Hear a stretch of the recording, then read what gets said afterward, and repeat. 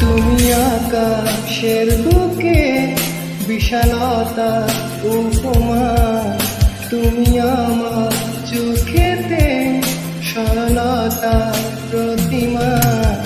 আমি তোমাকে করি ভেঙে চুরে শতবার।